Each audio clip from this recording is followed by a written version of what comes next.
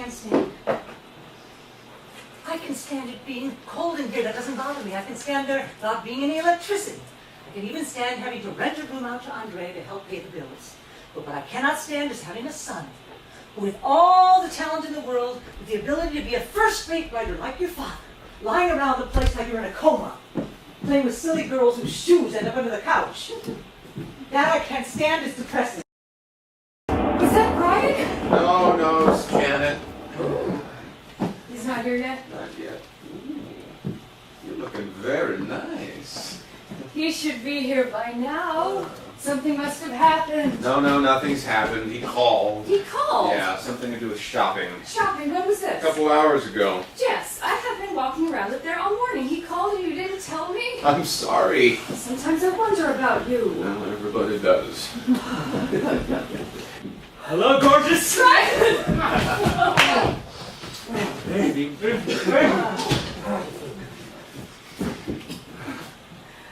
Hey, Gringo. Your place. Where are your badges? Badges?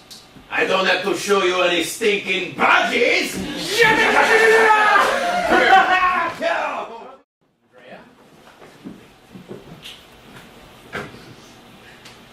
What can I say? I hope you like it.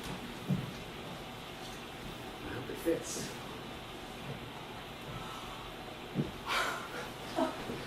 Well, Oh, Brian, it's beautiful. will you wear it? Of course I'll wear it. Put it on. See if it fits. Oh, he means those dad died.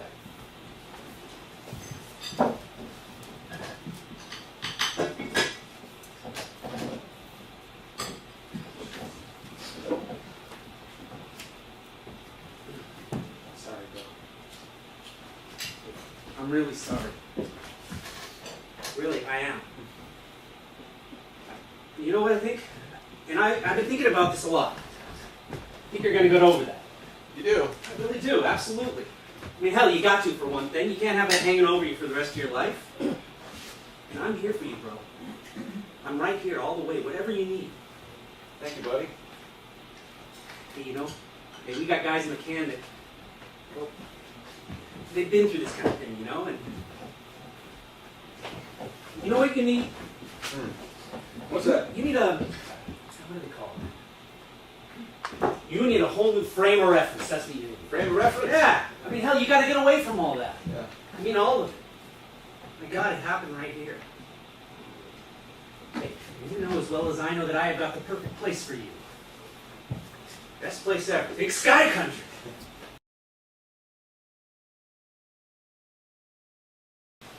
We were looking into possibilities. Well, you can forget about this one because we are not selling this house. We're not. Why the hell not? This is your father's house. What the hell does that mean? What the hell does that mean, Mama? This isn't a house, it's a morgue. It is not a morgue.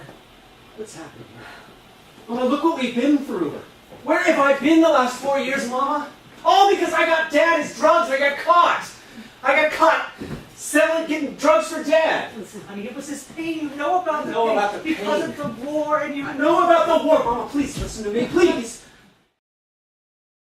I couldn't have done something. I couldn't have seen this and prevented it. How could you have prevented it? Well, for one thing, I could have remembered the goddamn gun.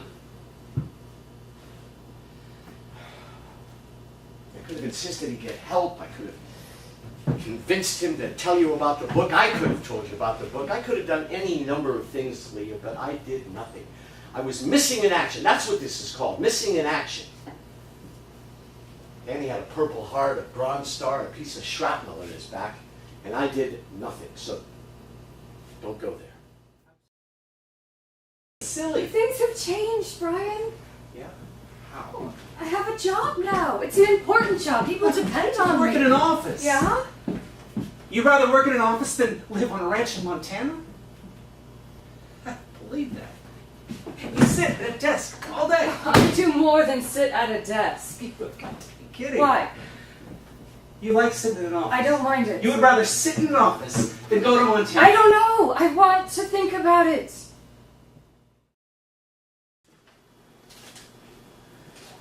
Andrea doesn't want to go, you know that? Yeah? What am I going to do, bro? Mama says we can't sell the house. Andrea doesn't want to go. Nobody gives a damn. Brian, it's They not don't that care. they don't give a damn. All my life. I care about you, bro. I'm not saying that they shouldn't, but my God, somebody should care about me. Everyone has alternatives. No. Take me, for instance. You know what I want to be when I grow up? I want to be somebody. I want to be anybody. Hey, to be me. How about that? Oh, you are you. No, you know what I am? I am a worthless, ineffectual, 32-year-old, dirty old man. I want to be somebody. I want to be anybody. I want to be a poet. That's it. I want to write poetry that matters. Well, then do it. I can't. I sit down to work, nothing comes out. So, you know what I do? I read. I've read over 200 books in the last 4 years. Occasionally, I will be inspired, and I will write my God passion with sweat dripping down my body. I will go without food, without sleep, and I will write. But, you know what I'll have written? When I come out of this frenzy and I look realistically at what I've written, I'll have written a simple, ineffectual, microscopic, senseless love poem. Why would you say that? Because I love you.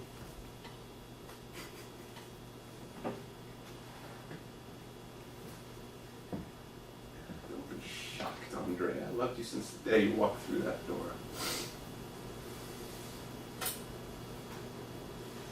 What turns you on, Andrea? What makes you tick? What is it that pulsates behind those beautiful breasts of yours? Yes. I would give everything that I had. I would cut off my right arm if I could just crawl naked in bed with you for one night, caress your little toe. Stop it, Jess. I sat alone and thought how strange this life that does not seem to be alive. You came to find my senses dull, my life an endless space. I barely felt your gentle gaze, but then I saw that you were quiet and young, beautiful, and full of mystery. Jess, please. What the hell else could I do?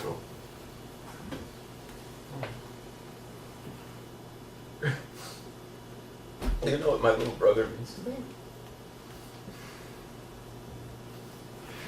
I want to find a goddamn rope. Hey! Open up in there! There's somebody in here! Open up! It's wet out here! There is no doubt, Watson, we have conveyed to those mortals who reside in the upper reaches of this infirmary that the boys are home! Open up in there! Brian, we must consider another course. We must consider the axe. You don't mean the axe? I most certainly do. It precisely. It's the only way.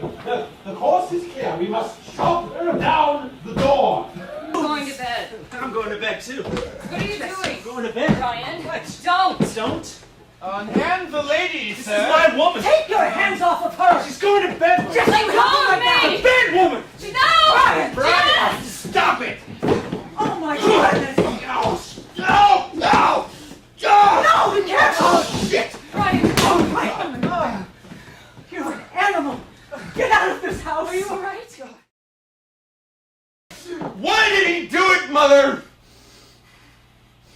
Why did he call me into his study, put a pistol in his mouth, and Yes, pull the trigger, splattering his brains out all Yes. over everything?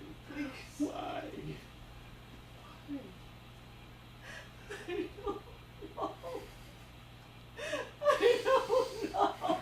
Oh no! Well, you should know. You were his wife.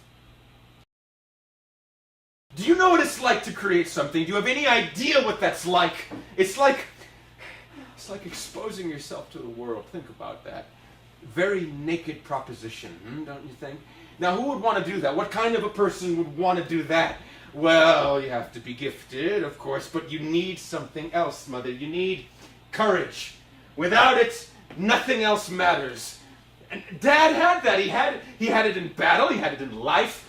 Real courage, the kind that allows you to take all this shit, stand up to the world and shout, "Here I am, world!" Give it your best shot. But he lost it. Why did he show me? What possible reason did he have to show me? Huh? I was trying to be just like him, Mother. I was silly enough to imagine I could amount to something, and he was showing me what happens when you put your life into something and you're not up to it. But you all are. No, I am not! I am not! You are. I'm a blithering idiot! And you and Andrea are the only ones in this whole fucking world who don't realize that. But you're right, Mother. You're right about one thing. He cared very much. Why else would he have been so exquisitely dramatic? You and I, right now, we're gonna bury him. What are you talking about? You should choose Brian and his ranch over Father in this morbid house, but you won't do that because we will not accept that the dead are dead. We buried Father in the cemetery, Mother, but we never let him out of the house. You have substituted me for him, the son for the father, the living for the dead. He lives. And as long as he lives, you will insist on living here with him. Well, I will not have it. He'd been rejected many, many times before. This time it was different. It's because he was alone. You were his friend, but I was his wife, and more than his wife, much, much more.